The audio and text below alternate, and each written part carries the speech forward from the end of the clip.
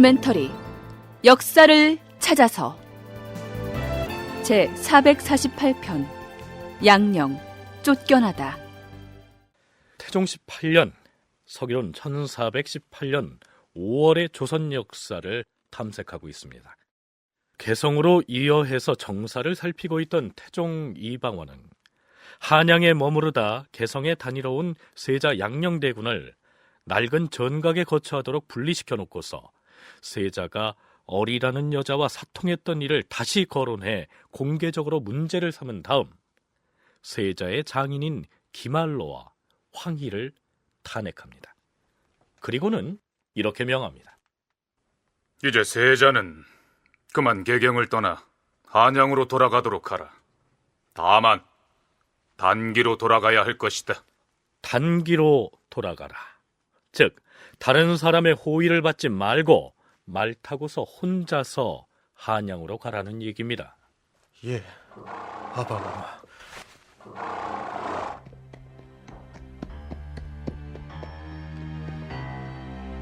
임금이 세자에게 명하여 단기로서 한경에 돌아가게 하였다.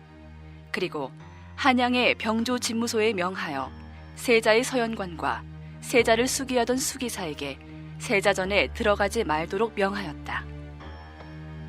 세자로서는 아버지인 태종의 생일을 할애하기 위해서 뒤늦게 개성에 왔던 것인데 태종이 기다렸다는 듯이 어리 문제를 공개적으로 거론해 질책하는 바람에 상처만 입고 돌아가게 된 것이죠. 아마 이때쯤에는 세자 양령 역시 태종이 자신의 세자 지위를 박탈하는 쪽으로 마음을 굳혔다는 사실을 감지했겠죠. 거기다가 한양으로 돌아가더라도 세자에게 경전을 강론하는 서연관과 세자의 호의를 담당하는 수기사에게 아예 세자가 거처하는 동궁전에는 접근도 하지 말라고 어명이 내려진 터였으니 홀로 한양으로 향하는 발길이 처연했겠죠. 그런데 워! 아니, 세자저, 지금 어디를 가십니까? 저는 불사 때문에 저쪽 대장암에 갔다가 개성으로 돌아가는 길입니다만. 한양으로 돌아가던 양령대군과 사찰에 다녀오던 충령대군이 황해도의 마산역에서 마주친 것입니다. 그런데 사서의 기록을 보면 이때 양령이 매우 분노해서 충령을 만나자마자 이렇게 소리친 것으로 되어 있습니다. 충령 너희 놈! 내가 어리라는 여자와 관계하여 아이를 낳았다는 등의 일들을 필시 네 놈이 부왕께 일러 바친 것이지. 그러나 충령은 아무런 대답도 하지 않고 묵묵히 듣고만 있었던 것으로 기록돼 있습니다. 두 형제는 거기에서 헤어져서 4-5리쯤 각자의 길을 가고 있었는데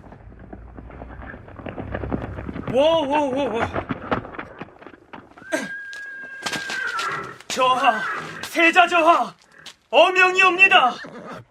뭐라? 어명이라 하였느냐? 예, 저하. 지금 당장 말머리를 돌려 돌아오시라는 어명이옵니다. 태종이 한양으로 향하고 있던 세자를 다시 개성으로 불러들인 것입니다. 왜 그랬을까요? 태종은 세자가 도착해서 어전에 나타나자마자 또다시 크게 질책을 합니다. 그 후의 내용은 이렇습니다. 별감이 말을 달려서 소명을 전하니 세자가 돌아왔다. 세자가 들어가서 임금을 아련하였는데 임금이 다시 세자를 크게 책망하였다. 세자가 어전에서 물러나왔다가 분을 주체하지 못한 나머지 다시 들어가 하소연하고자 하였으나 말투가 거칠고 부도하였으므로 충령대군이 은희를 상하게 될까 두려워 힘써 만류하였다. 그러나 세자가 따르지 않고 기어코 들어가서 하소연하고자 하니 충령대군이 나아가서 세자의 소매를 잡고서 되풀이하여 달래고 깨우쳐주니 세자가 잠옷 깨달아서 그만두었다. 세자는 한양으로 돌아가서도 분함을 이기지 못하였다. 이렇듯 충령대군은 일이 있을 때마다 세자를 이끌어서 간한 것이 한두 번이 아니었다. 자, 태종실록에 실린 이 기사의 내용을 듣고 청취자 여러분은 어떤 느낌을 받으셨습니까? 양령은 아무래도 군주로서의 그릇은 못 되는구나. 반면에 그보다 3살이 어린 충령은 의롭고 포용력 있고 예의 바른 데다가 충의를 중하게 여기는 현군의 자격을 갖춘 인물이구나. 이런 생각이 들지 않습니까? 한국학중앙연구원 세종리더십연구소 박현모 연구실장의 얘기입니다. 충녕대군 같은 경우도 이제 사실 입 바른 사람이었지 않습니까? 옷 자랑할 때 마음 공부부터 먼저 하십시오. 라는 것도 그렇고, 경애를 위해서 이렇게 연구대회 할 때도 그냥 다들 그냥 눈치 보고 있는데 제가 하겠습니다. 손 들어가지고 그냥 분위기 그냥 옆에 양령 기죽이고, 그래서 왕 되기 전에 세종이 한편으로는 그렇게 상당히 양령이 보기에 또 어머니 원경어 보기에 참 마음에 들진 않았을지 모르겠어요. 충령 자체가 야심이 있는 사람이었고, 실제로 마지막에 왕위를 전위하려고 할 때 8월 달에 딱 한 번 사양을 하고 두 번째 덥석 봤거든요. 충령이 실제로 세자인 양령에게 입 바른 소리도 잘했고 권력에 대한 야심도 있는 인물이었다. 이런 얘기죠. 그런데 진주교대 윤정 교수는 앞에서 소개한 실록의 기사가 다분히 어떤 의도를 담고 있다고 분석합니다. 원래부터 태종은 어리의 문제를 알고 있었습니다. 앞에서부터 실록은 계속 그렇게 쓰고 있습니다. 그런데 이걸 읽어보면 양녕대군이 정말 철이 없이 그 책임을 자기의 잘못에서 찾지 않고 충령에게서 찾고 있다. 더더욱 이 다음의 주처가 중요합니다. 이 얘기를 전해들은 태종은 다시 세자한테 돌아오라 그럽니다. 자기의 잘못을 뉘우친 게 아니라는 거죠. 그러다 더 화를 내고 더 과정은 나빠집니다. 이것은 세종이 왕이 된 다음에 눈에서 보면 세종이 뜻이 있었다 이렇게 읽을 수도 있는 기사이지만 실제 그 내용보다는 양령이 폐위되는 것이 당연하다라는 내용을 넣기 위한 것이고, 외려 충령은 거기에서 의연하게 아무 말도 하지 않았다 정도로 넘어가는 내용으로 해석하는 것이 더 합리적이지 않은가 합니다. 양령이 어리와 사통했다는 사실은 이미 태종이 예전부터 알고 있었는데 새삼스럽게 이 시점에 충령을 만나자마자 네가 일러 바쳤지 이렇게 얘기할 이유가 없다는 것입니다. 그럼에도 이러한 내용의 기사를 실록에 배치해 놓은 것은 양령이 이렇게 무도하고 협량한 인물이어서 세자 자리에서 쫓겨나는 게 너무나 당연하다. 이런 인식을 내보이기 위한 장치라는 것이죠. 한양으로 향하던 세자를 다시 불러서 한바탕 야단을 친 태종은 이틀 뒤인 5월 13일에 세자에게 한양으로 돌아가도록 명하는데요. 단기로 돌아가라고 했던 이틀 전과는 달리 이번엔 세자를 다소는 배려하는 태도를 보입니다. 정진과 조급관에게 하교하여 세자를 수행하여 한양에 가게 하였다. 사실 우리를 다시 동궁에 들여서 만난 것은 오로지 김할로의 흉계였을 뿐 세자의 허물은 크지가 않다. 이제 세자를 한양으로 돌려보낼 것이니 그대들이 수행하도록 하라. 하오면 세자 저하에 대한 의장과 시위는 어찌하면 되겠사옵니까? 전에 하던 대로 하라. 하온데 주상 전하께서 이미 한양의 병조에 명하셔 서연관과 수기사의 동궁 출입을 금하라 하시었기 때문에 이대로 한양에 돌아가더라도 신등이 세자전에 출입을 할 수가 없을 것이옵니다. 알겠느니라. 과인이 한양의 병조에 다시 명을 내릴 것이다.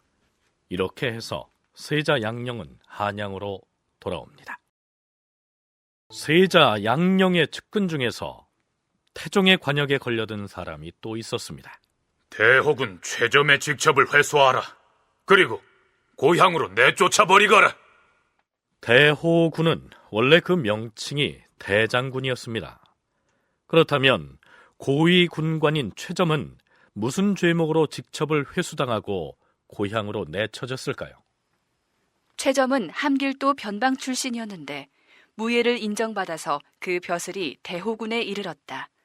그가 옛날에 사복 소윤이 되었을 적에 세자와 사통하여 세자를 아주라고 하였다. 사복씨는 궁중의 가마와 말에 관한 일을 맡아보던 관청입니다. 최점이 세자 양령과 친밀해서 세자를 나의 주군, 즉 아주라고 불렀다는데요. 어느 날 말 한 장의 크기를 어떻게 할 것인지를 놓고 사복시의 다른 사람들과 의논을 했던 모양입니다. 어디 이 안장을 한번 올려보자.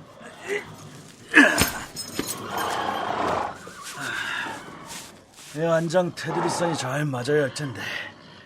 이 상의는 키가 작지만 아주는 키가 크니까.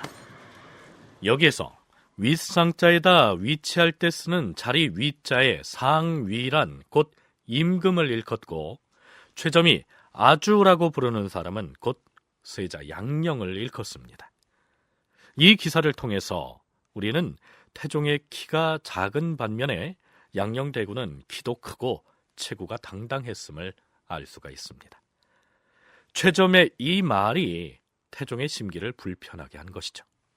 전대후군 최점이 아주 옛날에 그런 그 세자를 주인 주자로 쓴 아주, 우리의 주인이다 라고 했다는 이제 그 말 한마디를 들어서 이제 그를 이제 탄핵으로 이끌어내는데, 이것도 뭐 전형적인 태종의 그런 그 정적 제거 방식 또는 이제 그 다음 후계를 위한 정치적 설거지, 이것을 위한 하나의 그 조치의 하나다.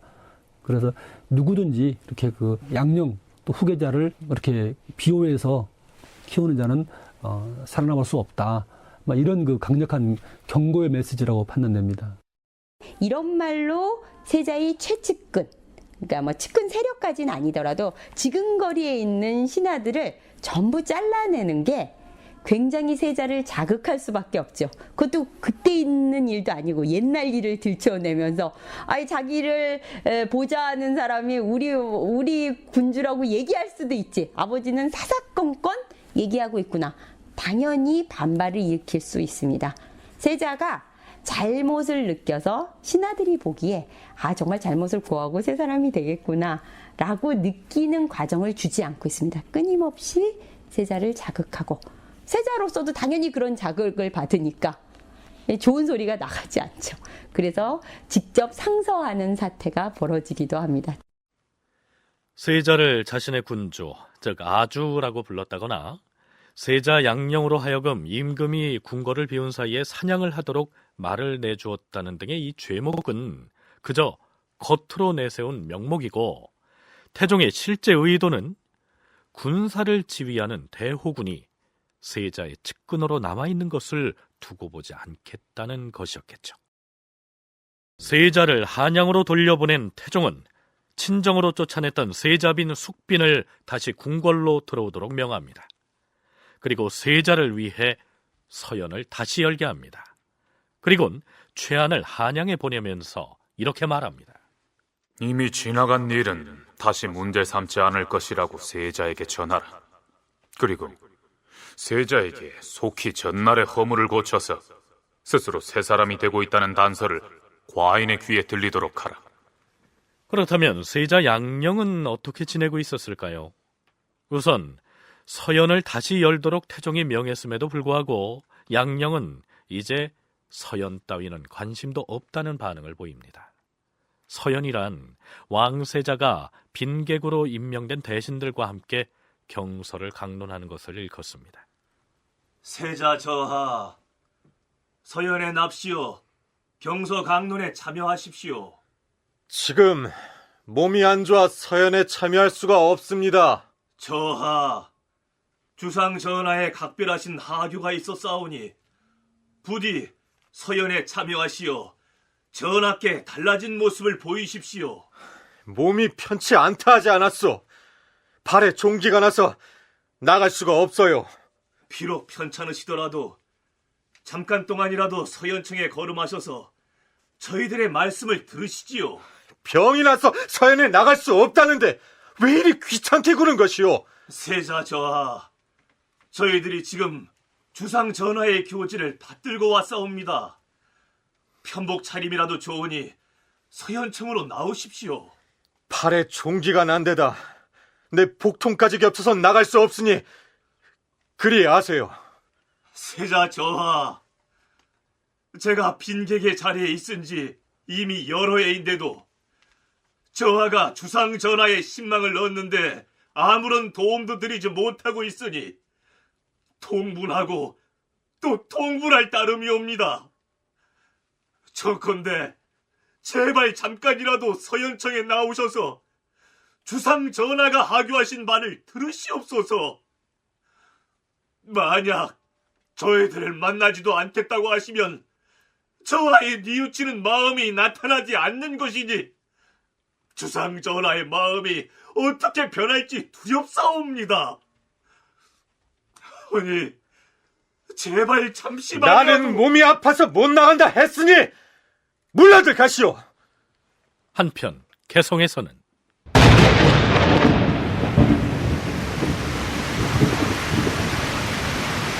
큰 비가 왔다. 물이 넘쳐서 저잣거리가 온통 하천으로 변해버려서 사람들이 통행을 할 수 없게 되었다.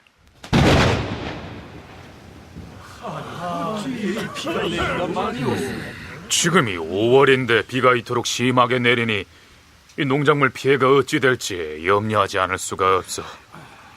더구나 지금 개경으로 옮겨와서 소를 양쪽에 두고 있으니 양경 운영에 소요되는 비용도 만만치 않을 것이요. 대소신민이 양경에 나뉘어 있으니 그 폐단이 적지 않을 것이요. 한양으로의 환도하는 시기를 언제로 해야 되는지 의견들을 내도록 하시오. 과인의 생각으로는 10월을 넘기지는 않았으면 좋겠어.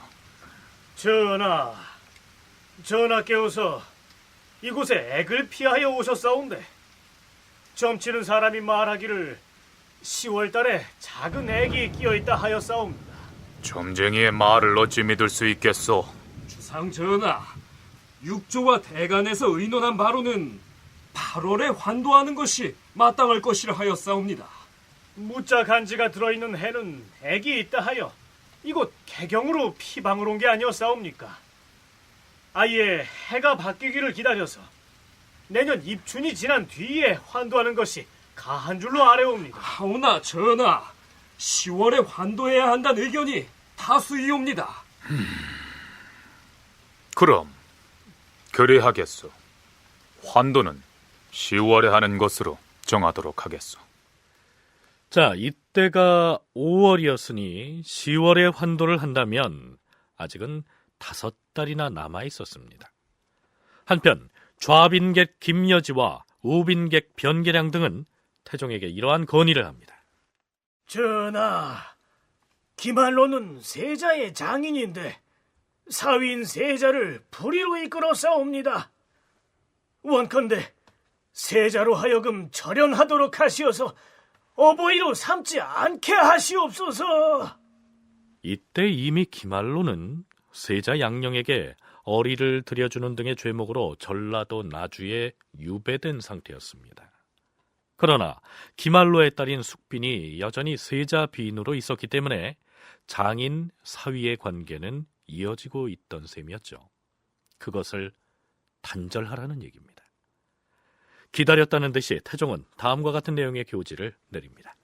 세자는 장차 이 나라의 군주가 될 몸인데 간신, 구종수 등이 간사한 소인배와 결탁해 불의한 짓을 하도록 유혹했다.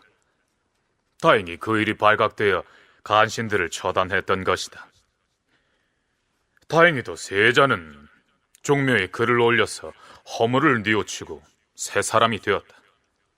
헌데 생각지도 않게 기말로가 세자의 장인으로서 간율한 흉계를 내어서 몰래 여색을 바쳐 세자를 그르치고 종사에 죄를 지었다. 의정부와 훈신 그리고 육조와 대간에서 죄를 청했으므로 기말로를 법대로 처치하고자 했으나 과인은 오히려 차마 죄를 주지 못하고 우선 외방으로 내치었던 것이다. 지금 서연관들이 세자로 하여금 기말로와 절연에 어버이로 삼지 않게 하기를 청하니 그 의논이 진실로 합당하다. 세자로 하여금 기말로와 절연에 어버이로 삼지 않게 함으로써 세자를 미혹하고 잘못된 길로 이끄는 근원을 끊어버리고자 하는 것이다. 그런데 태종의 이 교지는 한양에 남아있던 세자 양령의 분노를 촉발시킵니다. 당시의 양령은 무언가를 태종에게 말하고 싶어도 자신의 뜻을 전해줄 통로가 차단된 형국이었습니다. 그래서 세자는 비상한 방식으로 자신의 마음을 태종에게 전하기로 합니다. 내관 박지생은 들라.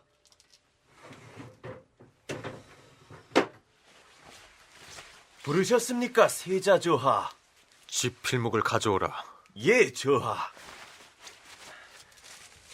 지필목이 준비됐으니 말씀하십시오. 소인이 받아 적겠습니다. 아니다. 내가 직접 쓸 것이니 너는 내가 쓴 편지를 가지고 가서 주상 전하께 직접 전하도록 하라. 그렇게 하겠습니다, 세자 저하. 사서에는 이때 세자가 태종에게 쓴 편지를 손수자를 써서 수서라고 기록하고 있습니다.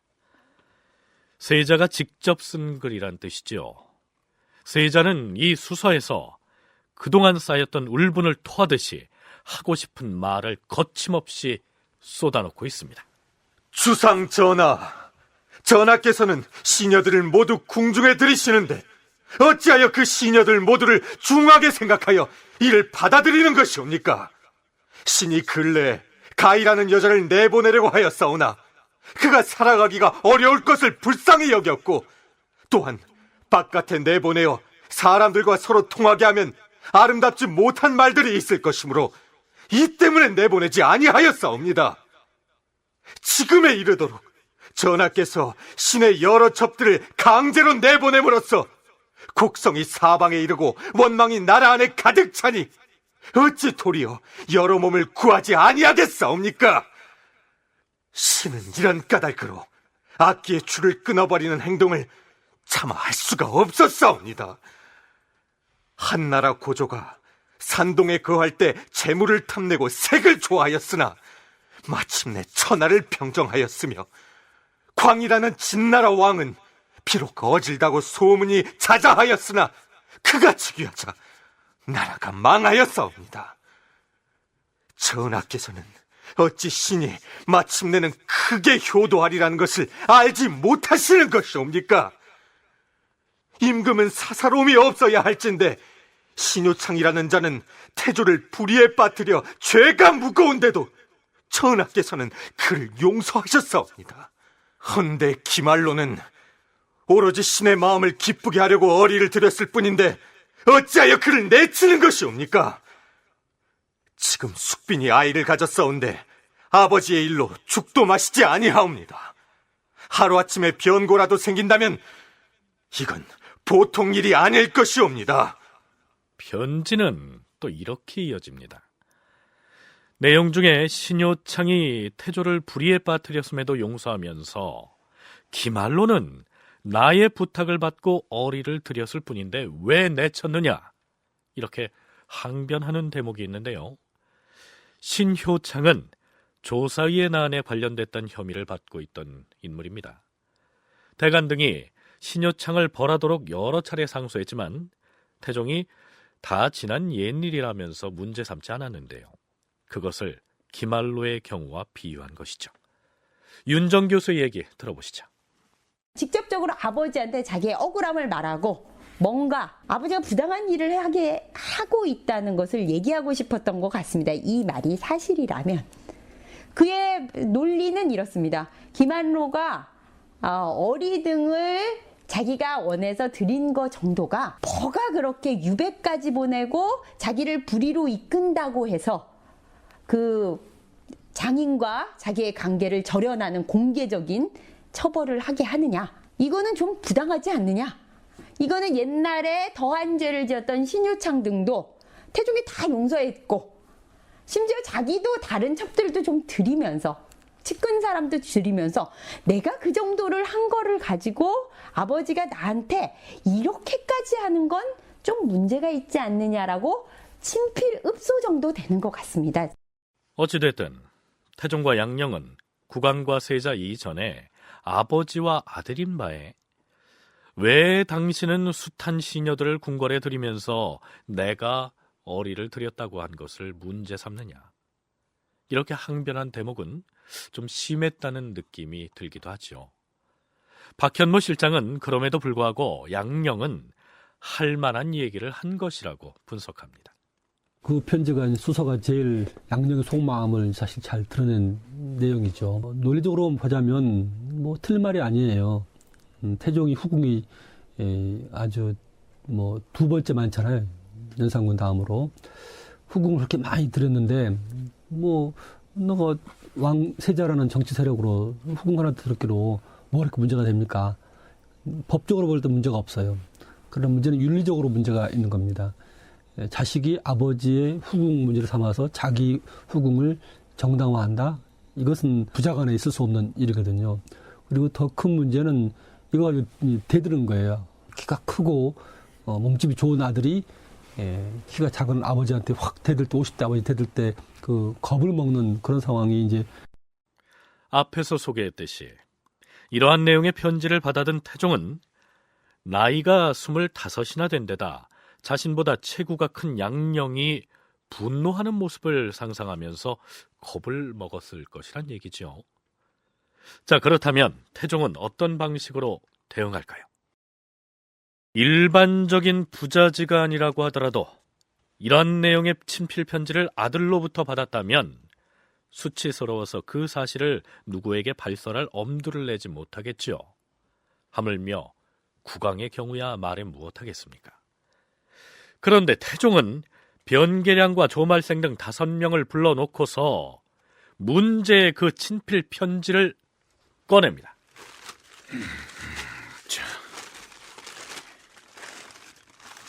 세자가 이 서찰을 통해 과인에게 한 말은 그 모두가 야비를 욕하는 내용이다. 세자의 말은 아버지가 올바르게 하지 못한다는 것인데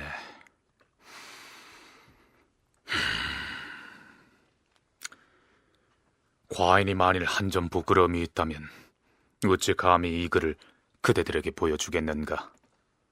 세자가 망령된 일들을 이 수서에 담고 있으니 과인이 뭐라 변명을 해야 하지 않겠는가? 변계량 그대는 세자를 가르치는 빈객이기도 하니 세자에게 보낼 과인의 답서를 작성하도록 하라. 전하, 여기 쓰여있는 내용은 모두가 망령된 것들인데 어찌 답을 해줄 필요가 있겠사옵니까? 그러지 마시옵고 차라리 대신들을 시켜서 세자가 의를 깨우치도록 꾸짖게 하시옵소서. 그 말이 옳도다. 세자는 선하라고 꾸짖는 말을 싫어한다. 옛날에는 아들을 서로 바꾸어서 가르치기도 했다. 그 후로는 대신으로 하여금 세자를 가르치게 하고 아비인 과인은 관대하게 대할 것이다. 과인이 옛날에 내 풍류를 들였는데 태조의 오락을 위함이었던 것은 그대들이 잘 알고 있는 바가 아닌가. 세자의 형세로 보아서 장차 가르쳐서 바로잡기가 어렵겠으니 이를 어떻게 처리하면 좋단 말인가. 앞에서 태종이 아버지인 태조를 위해서 내풍류를 드린 적이 있다고 했는데요. 내풍류란 궁궐에서 노래하고 춤을 추는 창기를 일컫습니다. 시녀들을 무시로 궁중에 드린다는 양령의 항변에 대해서 태종이 그렇게 변명을 한 것이죠. 태종은 지금 변계량과 조말생 등에게 이 상황을 어떻게 처리했으면 좋겠느냐고 묻고 있지만 그렇다고 신료들이 섣불리 세자를 벌주자고 주장하고 나서지는 못하겠지요. 전하, 어리라는 그 여자가 화근이옵니다. 어리를 참수형에 처하시어 세자에 대한 유혹을 근절하시기를 청하옵니다. 어리를 죽이라고 했는가? 그리되면 세자의 원망이 더욱 커질 터인데 분기탱천한 세자의 모습을 상상해보라. 가히 두려워하지 않을 수 있겠는가? 주상 전하, 세전 고집이 매우 센터라 쉽게 마음을 바꿀 수 없사옵니다. 차라리 어리를 세자에게 들여보내시옵소서. 어리를 다시 세자에게 보내준다. 태종은 세자의 내관인 박지생 편에 내려보낸 교지를 통해서 세자에게 이렇게 말합니다. 일전에 김한로가 나에게 말하기를 신의 죄는 10번 죽어야 한다고 했는데 세자 너는 어찌하여 김한로가 죄가 없다고 생각하느냐?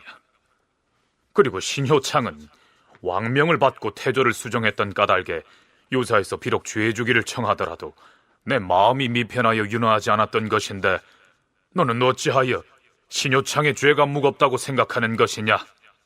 또한 숙빈이 지금 아이를 가졌기 때문에 비록 죄인의 딸이지만 골로 돌아오게 했거늘 설령 굶어 죽는다 하더라도 내가 어찌 아까워하겠느냐? 임신한 숙빈이 죽도 먹지 않고 있으니 변고가 있으면 어찌할 것이냐고 했느냐? 그렇게 말한다고 이 아비의 마음이 움직일 줄 알았느냐? 네 사부와 빈객들이 김한로와 절연에 어버이로 삼지 않도록 하라고 청했기 때문에 그를 나주로 내려보낸 것이야. 만약에 네가 다시 한번 김한로의 죄 없음을 청한다면 그는 죽음을 맞이할 것이니 그리 알라. 이 상황을 두고 윤정 교수는 태종이 내밀한 부자간의 일을 적은 편지를 대신들에게 공개한 것 그 자체가 세자의 반발을 유도한 것으로 파악합니다. 아버지와 아들 간에 있는 얘기, 특히 아버지도 뭐 여자를 들이면서 나도 그럴 수 있지 않느냐 정도의 얘기까지 전부 공개를 해서 이것은 아예 자질미달이다 라고까지 태종이 하는 행위는 아까 앞에서부터 계속 실행을 들춰내고 세자한테 직접 용서했다 그러지만 그 옆에 있는 사람의 과거의 죄를 들춰내고 계속 자극했던 것이 어떤 면에서는 세자의 반발을, 이런 상서와 같은 반발을 유도하고 있는 것은 아닌가 하는 생각을 저는 했습니다. 세자의 수서 사건 이후로 태종과 세자의 갈등 상황은 급격하게 고조됩니다. 임금이 좌의정 박은, 옥천부원군 유창, 찬성 이원, 예조판서 김여지 등을 불렀다. 과인이 세자의 글을 보니 온몸이 송연해 이제 세자를 가르치기가 어렵겠다고 생각했다. 경들은 세자를 가르치는 사부의 직임을 겸했으니 함께 의논해 잘 가르치도록 하라. 그리고 과인은 관용을 베풀어 어리라는 그 여자를 세자에게 돌려주려 하는데 어떠하겠는가? 전하, 어찌 돌려줄 수가 있겠사옵니까? 일찍이 그 여자를 제거해서 유혹을 끊어버리는 것만 같지 못하옵니다. 세자가 비록 마음을 고친다고 하더라도 그 언사의 기세로 볼 때 정치를 하게 되는 날에는 사람들에 대한 화복을 예측하기가 어려울 것이야. 관용을 베풀어 어리와 가이 등 두 여자를 세자에게 돌려주고 서연관으로 하여금 간에 나오게 한 다음 세자를 잘 가르치고 키워야 마땅할 것이다. 만일 이와 같이 해도 마음을 고치지 않는다면 고래에 의해 이를 처리하겠다. 이러한 과인의 뜻을 한양에 있는 세자에게 전하도록 하라. 여자를 돌려준 다음 세자로 하여금 서연에 참여하도록 설득을 해보라. 그래도 듣지 않으면 고래, 즉 예전의 사례에 따라 처리하겠다고 했는데요. 여기에서 고래대로 하겠다는 것은 무엇을 의미할까요? 고래대로 하는 거는 세자를 교체하거나 세자를 죽일 수도 있고 옛날에 그랬던 사례가 있다. 자기가 옛날에 자기는 고래대로 안 하고 싶다라는 말도 했습니다. 난 왕위에 욕심이 있는 게 아니니까 정말 나는 그렇게 하고까지는 쉽지 않다. 이 얘기는 그렇게 할 수도 있다는 것을 사람들에게, 신하들에게 인식시키는 겁니다. 관용을 베풀어서 여자를 돌려주겠다. 그러지 않으면 고래대로 처리하겠다. 이거는 무슨 뜻이냐면 변해라. 변하지 않으면 바꾸겠다라는 뜻이고 이미 지속적으로 세자의 실행이 신하들에게까지 전부 명분화되어 있는 상태에서 세자가 과연 변할 수 있는가? 그렇게 생각해서 그런 말을 했는가? 태종이 그러지 않았을 것 같고요. 당연히 신하들도 그렇게 읽지 않은 것 같습니다. 자, 언뜻 들으면 세자에게 기회를 한 번 더 주는 것처럼 보이는데요. 이때 태종은 세자가 변할 수 있으리라고 기대하고 있었다기보다는 폐세자로 가기 위한 하나의 수순을 밟고 있었던 것으로 보입니다. 아버지로서 이제 너한테 인간적인 베품이 마지막이다라고 하는 것이고요. 그 어리를 원래 세자를 계속 하려면 안 줘야 되죠. 그런 문제가 생기는 것을 제거하려는 것은 태종이 계속 그 양령을 키우려면 했을 텐데 그 준 것은 그냥 너 인간적으로 그냥 네가 좋아하니까 주겠다라고 하는 것이고 뭐 고려란 것은 나중에 이제 태종이 그 세자 폐세자의 전 세자의 얘기를 하면서 얘기를 합니다. 고려 옛날에도 법을 어기면 벌을 주는 것이고 또 세자로 했다가도 후계자가 안 좋으면 교체하는 것이 권도이다라고 그러면서 이제 그 과거에 이런 사례들을 얘기해요. 그래서 만약 네가 말 안 들으면 과거 교체했던 것처럼 너도 교체하겠다. 태종은 최한을 한양에 보내서 최후 통첩성 교지를 전하는데요. 특기할 것은 태종이 세자가 손수 써서 보냈던 그 서찰을 최한에게 줘서 보냈다는 것입니다.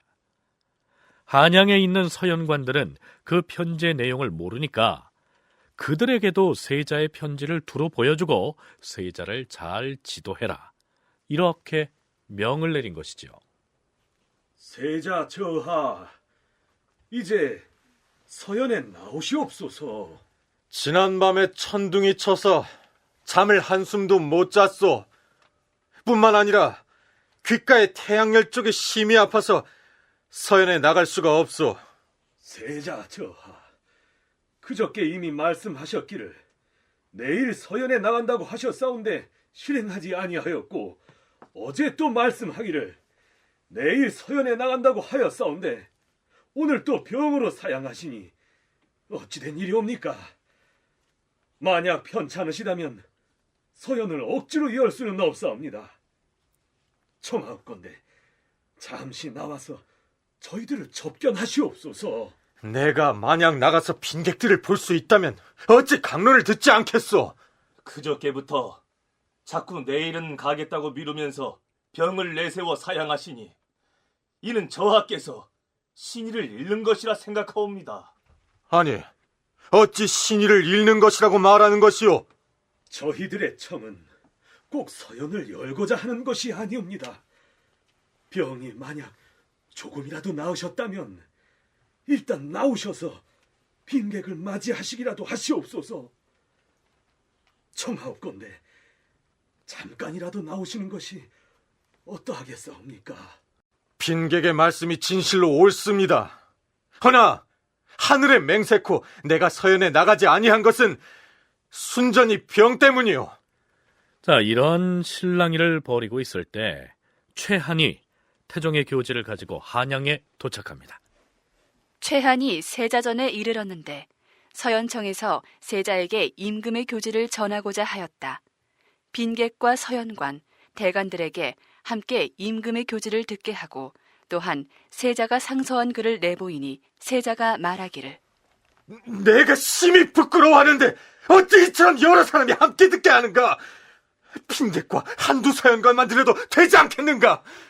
세자 저하, 주상 전하께서 이리 하라는 하교가 있었습니다.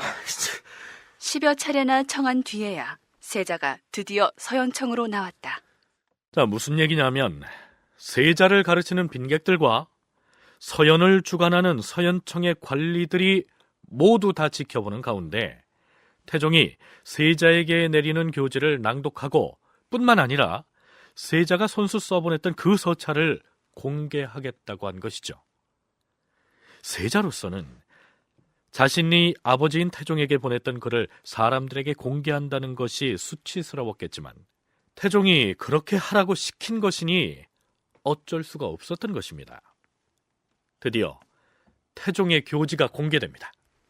세자 너는 쥐야비가 있는 여자를 담장을 넘어서 끌어들이고 혹은 한밤중에 담장을 넘어 밖으로 나갔으며 태종은 세자의 비행을 나열한 다음 이렇게 끝을 맺습니다. 너는 어찌하여 스스로 새 사람이 되어 속히 전날의 허물을 고치지 않는 것이냐?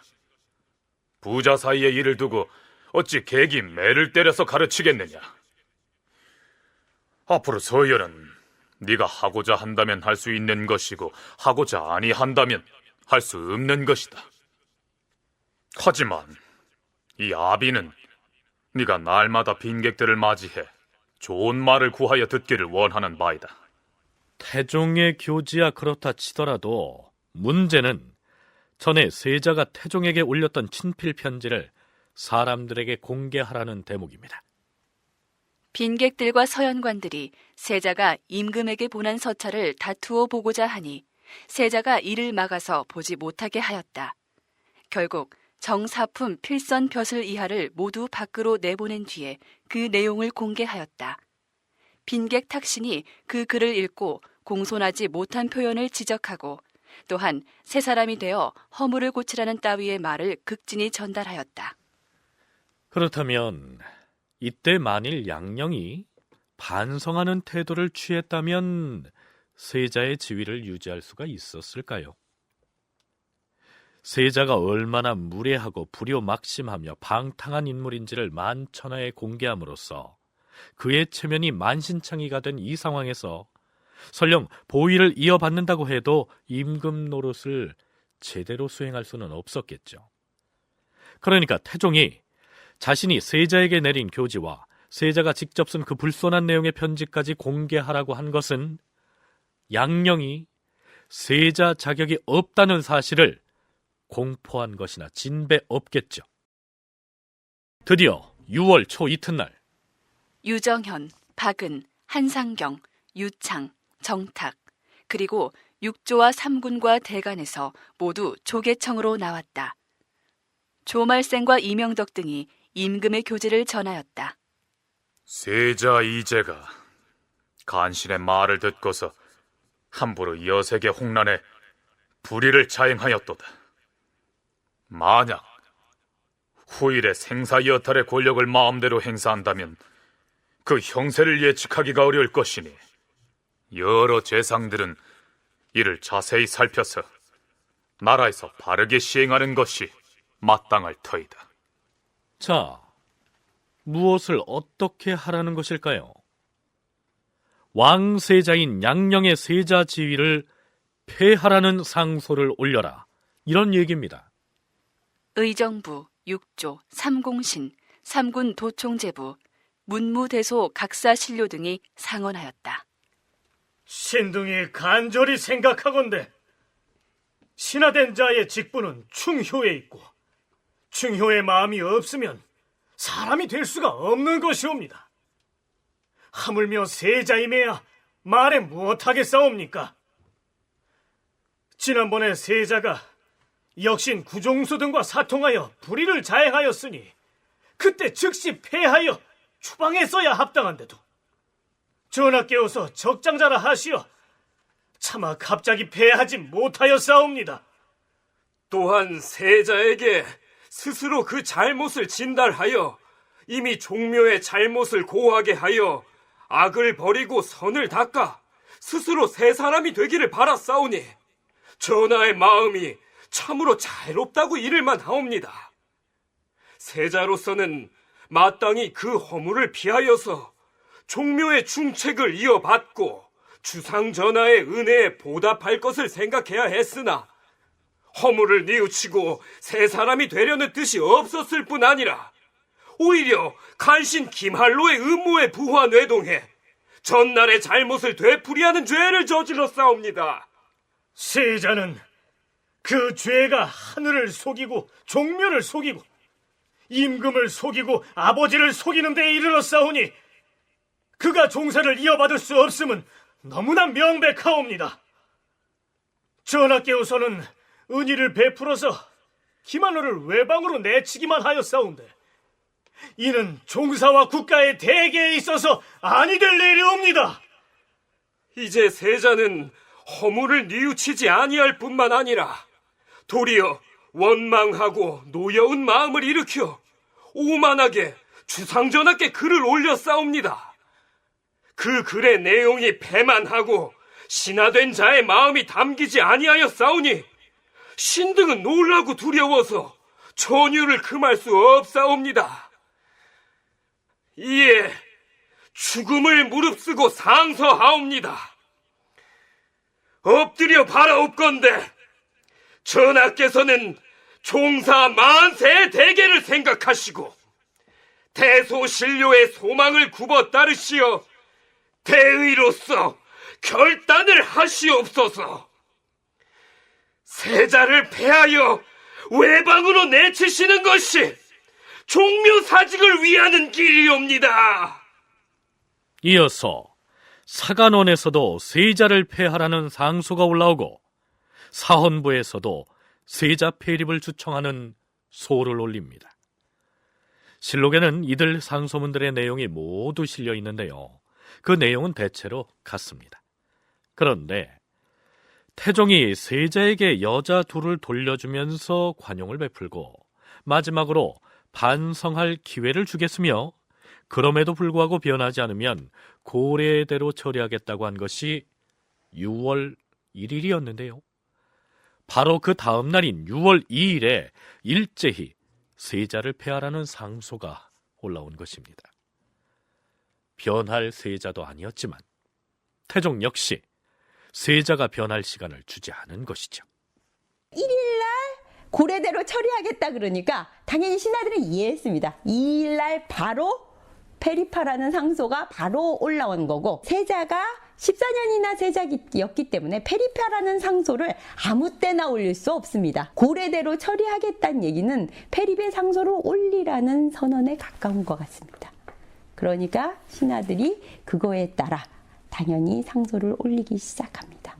그래도 제 생각에 이것이 개경이 아니었다면 한양에서 세자가 있는 상태에서 아버지와 신하들이 전부 보는 상태에서 상소를 올려야 된다면 신하들이 상소를 올리기 어려웠을 것 같습니다.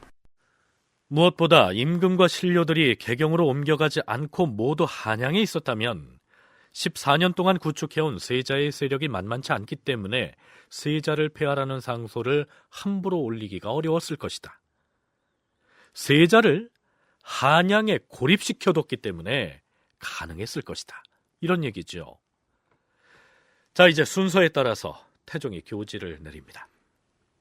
세자의 행동이 지극히 무도하여 종사를 이어받을 수 없다고 대소신료가 청하였기 때문에 과인은 이를 받아들여서 세자 이제를 폐하여 광주로 추방하는 바이다. 결국 이 제가 세자 자리에서 쫓겨난 것입니다. 그렇다면 양령은 14년 동안 세자의 자리에 앉아 있었는데 세자로서의 위상이 그렇게 허약했던 것일까요? 정종은 힘에 의해서 아버지한테 왕위를 물려받았고 태종 자체도 2차 왕자의 날을 통해서 형에게 왕위를 받았는데 양령은 세자로서 거기에 있는 모든 사람의 용인 속에 태종의 후계자가 된 사람이죠. 태종이 특히 제를 세자로 책봉하고 바로 한양으로 환도한 거는 개경으로 환도한 정종의 정책에 굉장히 불만이 많았던 태조와의 관계를 정상화하려는 방안이었습니다. 나중에 태조 이성계가 몸이 아팠을 때 심지어 세자궁에 가서 간병을 하고 할 만큼 양령의 세자로서의 위상은 대단히 당당한 것에 가깝습니다. 그러나 학자들 중에는 태종 자신이 태조의 다섯째 아들로 태어나서 왕자의 난 등 피바람을 일으킨 뒤에 왕위에 오른 핸디캡을 지니고 있던 터라 다음 왕위만은 떳떳하게 적장자에게 물려주겠다고 생각했기 때문에 끝까지 양령을 포기하지 못했던 것이다. 이런 주장을 하기도 합니다. 그런데 박현모 실장은 태종이 양령을 폐한 배경을 이렇게 설명합니다.